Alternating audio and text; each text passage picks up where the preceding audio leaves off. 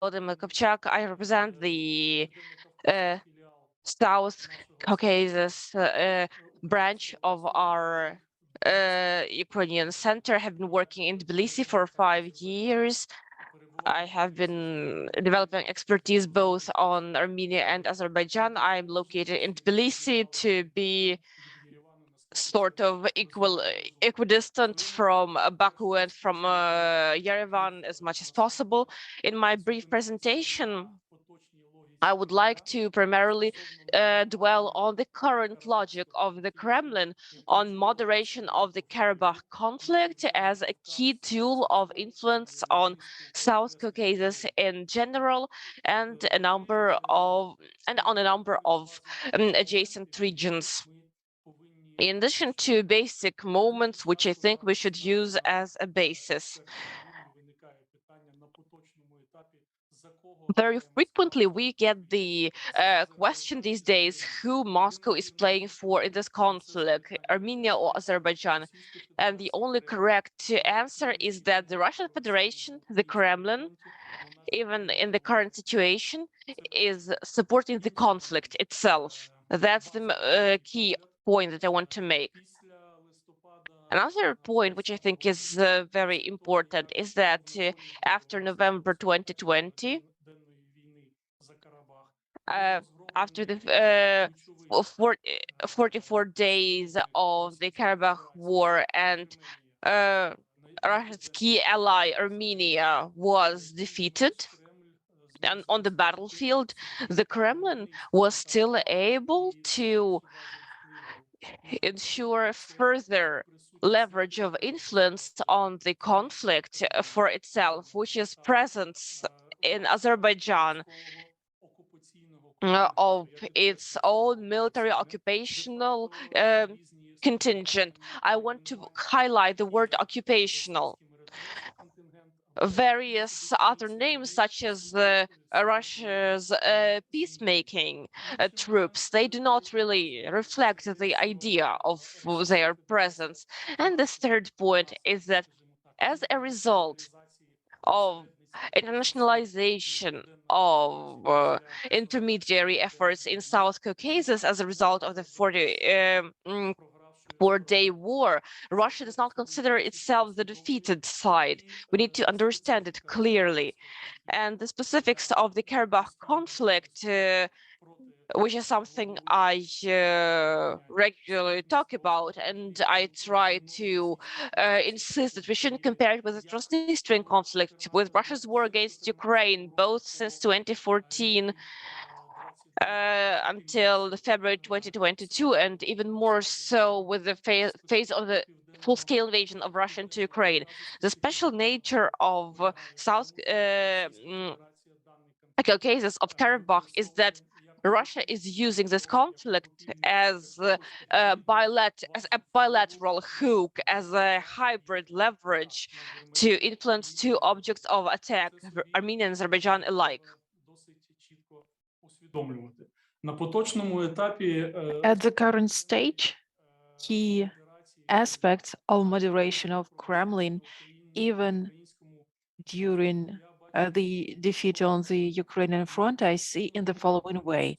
As for Armenia, I would like to say in Kremlin, they are still persuaded that Armenia won't get away from the Russian Federation. Strategically, this is a failed strategy of Moscow, because we can see some processes in Armenia, but there is a system of hybrid influences on Yerevan, total dependence of Armenia from the Russian Federation, which has been shaped by the hands of Armenian government for more than 20 years. So this is total dependence in such areas as economics, and it is based on the diameter of the gas tube pipeline from Iran, and there are also other areas such as influence on the higher military leaders in Yerevan. All of this gives the Russian Federation the reasons to believe that Armenians will always stay on its side, no matter how Russian Federation behaves near in Nagorno-Karabakh and in broader sense in moderation of the Armenian and Azerbaijani conflict. So the defense forces of Ukraine within the past year has moderated the situation in the following way. The Russian Federation still lacks tools of pressure on the Southern Caucasus, including Armenia, on one side. On the other hand, such situation led to the fact that I don't fully agree with the first speaker. I mean, Southern Caucasus uh, is not in the shadow. For 30 years, it has been in the shadows, but for the Southern Caucasus, this shadow was formed by OIC group, which was the roof for the Russian moderation during the large-scale invasion in Ukraine. We have natural problems over the Kremlin in the southern Caucasus, which and this vacuum, this gap is filled in by other players. We can also see other formats of moderation of this conflict, which we couldn't imagine before. Right now, I would like to say that we have so-called Washington format, Brussels format, which in my opinion is the proxy format of the Washington format or complements it. These are the formats that might lead to peaceful agreement between Azerbaijan and Armenia outside of Moscow and not including Moscow intermediaries. And this format would only have two signatures of representatives of Azerbaijan and Armenia. Such further moderation of the conflict is existential threat to the Kremlin.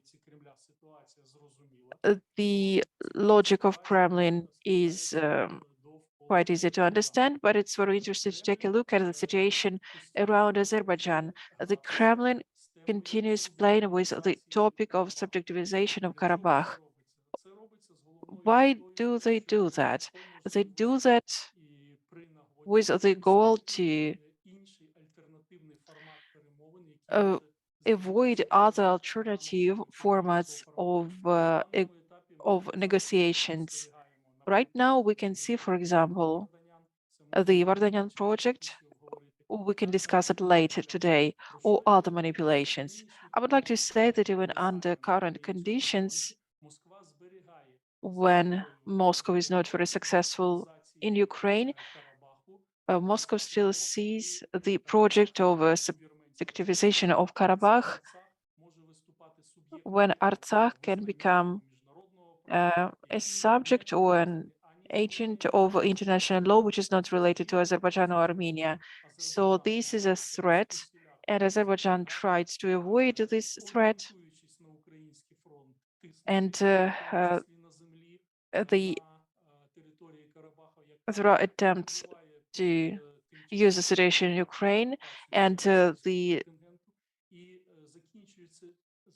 all of these is important. To end my speech, I would like to say that the key problem of Baku right now is the fact that Yerevan doesn't have agency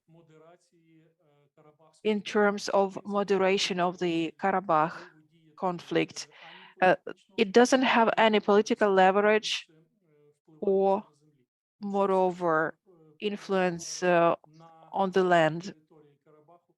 Everything that is located right now on the territory of Karabakh is under Russian Federation, I mean under Russian moderation.